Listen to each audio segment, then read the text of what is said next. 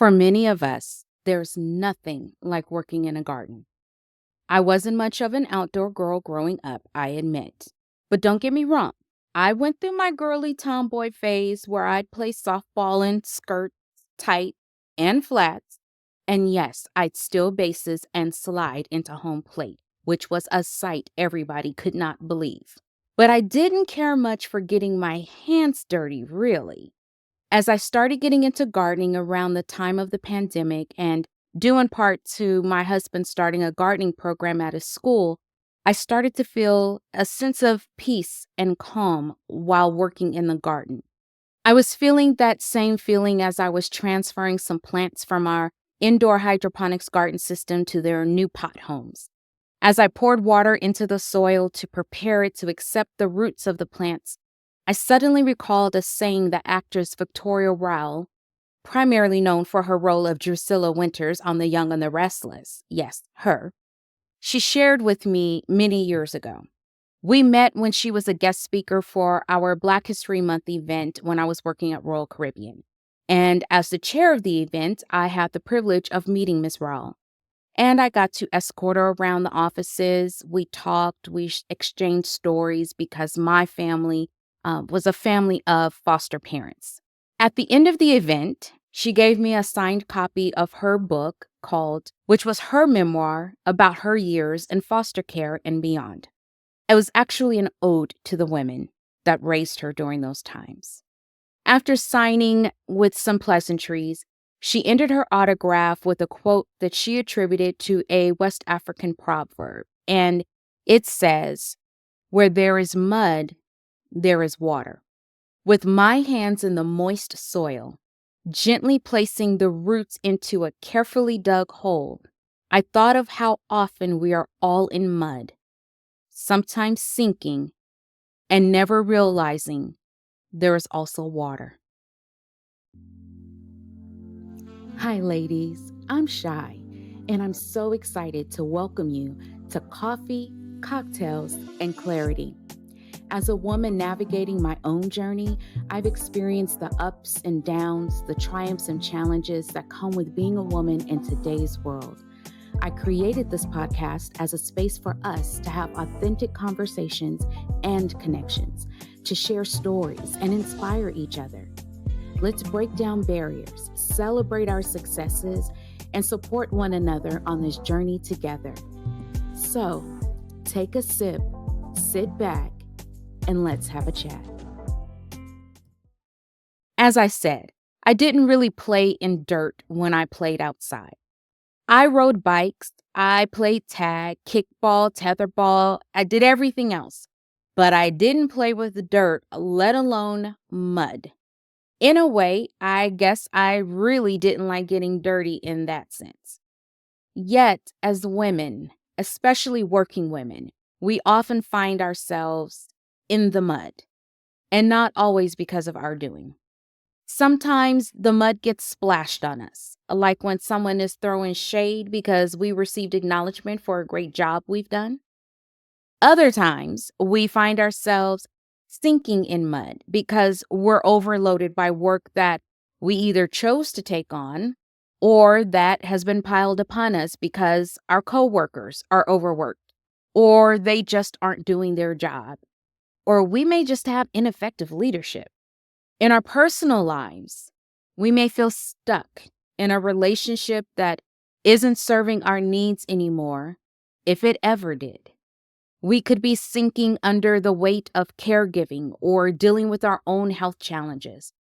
Maybe we're struggling with loneliness, lack of self-worth, or just feeling like we're going nowhere fast and just barely existing in this whole mulch of emotions.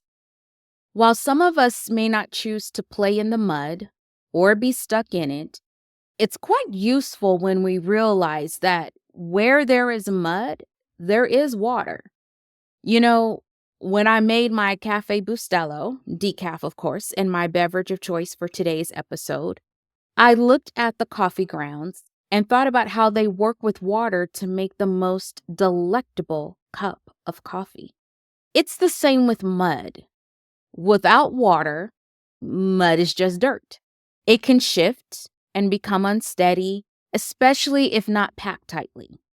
And that's when we look for some water to help make it thicker if we need it to be thicker, because that'll help us stand firm. Or if it's too thick, we need water to loosen things up a bit.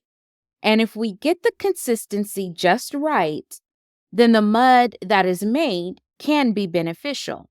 It's documented that mud baths help to draw out impurities from our bodies, namely the skin. They can help with achy joints and muscles. They can exfoliate the skin and so much more. Now, we know it's not all mud that's beneficial, so we can't just run outside and dig up the dirt in our backyard and slap some water in it and think that's going to work. It takes the right mix of properties, the right type of mud, but you get the point. Mud has its benefits, and so does the mud in our life. When I think of the muddy situations that I've been in life, it never ceases to amaze me the lessons I learn once I'm out of it, or even that I learn while being in it.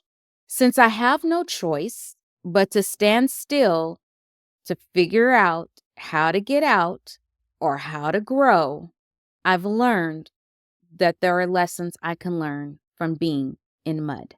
Being in a work situation where we have no choice but to stay in the mire gives us an opportunity to learn about ourselves and our character and how we deal with adverse situations. For some of us, we learn that we are stronger than we thought. Perhaps we discover qualities that we did not realize we possessed.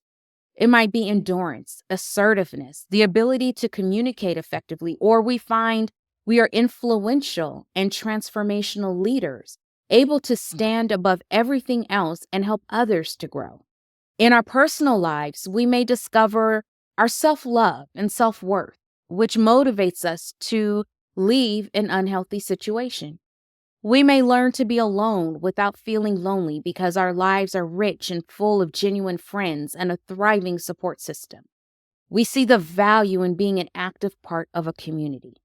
Through all circumstances, we learn to embrace the fact that nothing is or ever will be perfect.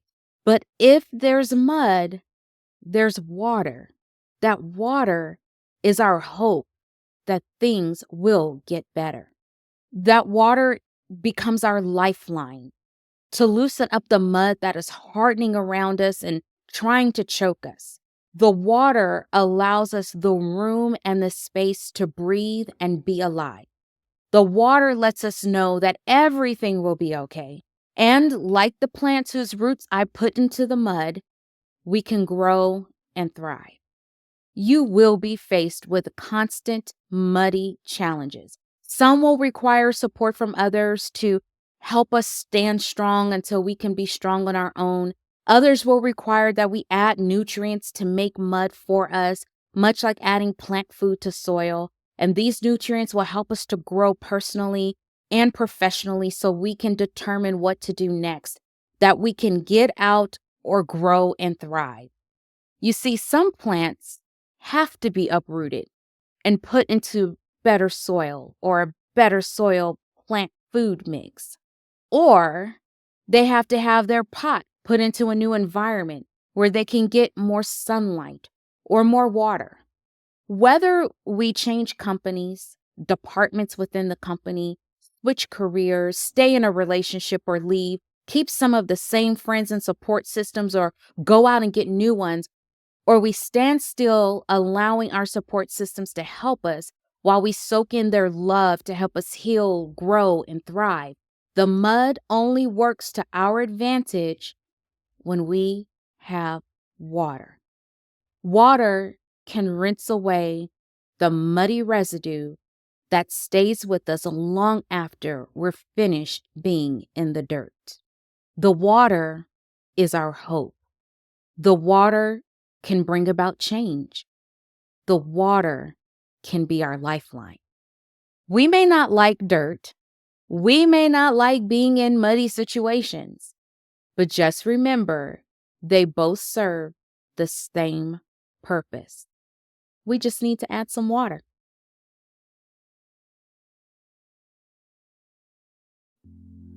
Whether it's our first conversation or we've been talking for a while, thank you for taking the time to chat with me today.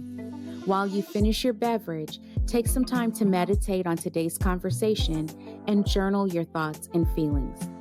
If you like today's conversation and you haven't already done so, please subscribe to and review my podcast, then download this episode.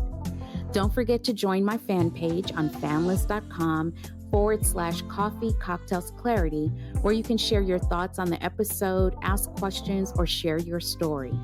You never know, I may feature you in a future episode, with your consent, of course.